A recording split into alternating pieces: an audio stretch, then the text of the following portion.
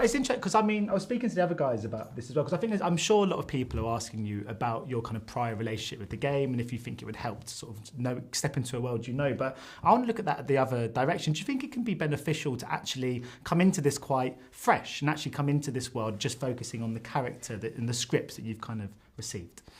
I agree. Yeah, that was my take, and it was Kyle's take as well. Yeah, we felt that you're not going to digest this game in a night, or in a week, or in a month, or in a year, and it's nice to kind of come to anything with a fresh set of eyes. It's like doing a biopic on someone.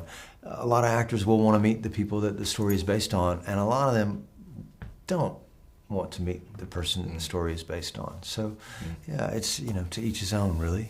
Yeah, I mean, because you've both been involved in such inventive sort of shows and sort of films across the years. I mean, obviously Twin Peaks being the kind of epitome of that. Was some of the appeal, actually, to getting involved in Fallout is that it's kind of out there, it's kind of bonkers and nuts in a really kind of interesting way, I think. Yeah, I completely agree. It really appealed to me. I've done a few things that have been a little bit out there and kind of bonkers, and I always think those are the most exciting places to be, I think, as an actor, because you really, I feel a great freedom with that, and just kind of the directions that you go in. And I also think, just going back to the other question, I think that the world was so beautifully created and realized by Jonah Nolan and creative people that as actors, we sort of say, well, I don't have to worry about that. That's done. I get to play in this magical universe. My responsibility is to create this character, make him believable within this world, and I have all of these great things to play with, to work with, that can help me do that. So. Because I love the character of Hank. I mean, I have no idea where I stand with this guy. I mean, was it quite fun playing a role where it gets to play with audience perceptions? Is it sort of the art of knowing when to reveal parts of him? There is a thought about that. That's true. But usually within the course of certainly within the course of the first episode, there are a few moments that I think can help open that window a little bit. And if the writing is good, which in this case it is, those happen quite naturally without any kind of a wink to the audience. They just are revealed in the way the character responds to situations, and in particular when Hank goes sort of half crazed during the fight sequence in there, which would be great on its own, and the audience would see it, but the most important thing was that Lucy, his daughter, saw him do these kind of horrible things, and for the first time she's asking about this person who she knew only in one way, and that starts her on her quest. Yeah, because Walton, I mean, also with you, I mean, obviously the Copper and kind of Ghoul, the kind of double character thing. I'm just wondering, was it quite a challenge? Because you have to see some of Copper in the Ghoul as well. Was it how? Just talk about sort of even subtly just putting some of that character into that other sort of version of him. Well, I needed to understand who Cooper Howard was before I understood who the Ghoul was, right? And yeah, you think about that sort of thing. But to be quite honest with you, I think when I'm operating at the high side of my creativity, they aren't choices. I don't really believe in choices. I mean, yeah, they're there, and you're like, oh, I have a take on this, but you just turn yourself over to an imaginary set of circumstances. And if you are playing the same person in two different time periods, there will inevitably be something that speaks to the other person over time.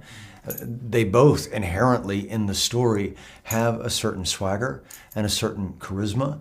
There is a laconic kind of nature to both of them, and a practical kind of reasonable side to them that is rooted in Cooper's upbringing. I mean, I know where he's from. I'm not going to say it to you, but I know his childhood. And so, therefore, that's inherent in the Ghoul as well, and the same, some of the same ways of practically kind of surviving. Cooper would have done that and has done that in his world, And talking of surviving, how was it being in the makeup chair with this? Because I read an interview once with Jim Carrey who spoke about being the Grinch, and he said he had to be taught by kind of like the army in kind of the techniques to get through torture. Yeah, he did. He did. Yeah, he had to take. He took a couple of classes from. Wow. I mean, you weren't as green, but there was still quite a lot to do.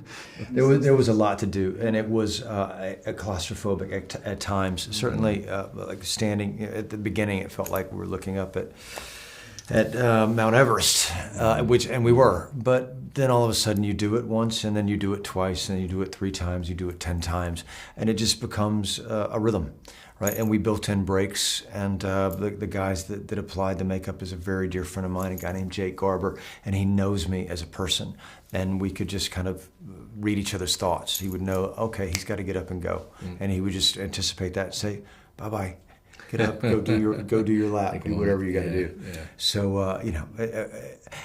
I would do it again.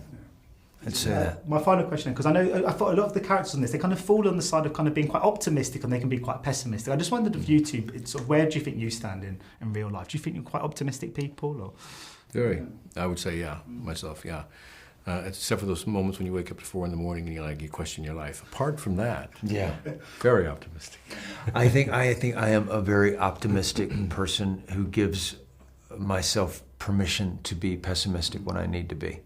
I try not to judge that particular day or 2 days or 3 days of sadness when it comes into my life. Instead, as I've gotten older, it's like, yeah, you know what, this is a rhythm like everything else, and you're okay, man. And this isn't forever. But for the most part, I wake up in the morning like, the fuck is going to happen today? There we go. There we go. What a great day. What a good one. I feel like that till about lunchtime. Yeah. Yeah. Anyway, thank you guys, much appreciated. Lovely. So lovely to meet you. Nice to meet you. Great conversation. Ladies and gentlemen, you're watching Hey You Guys! Hey, you guys! Hey you guys! Hey, that's what they all say. Hey, you guys! Hey, you guys!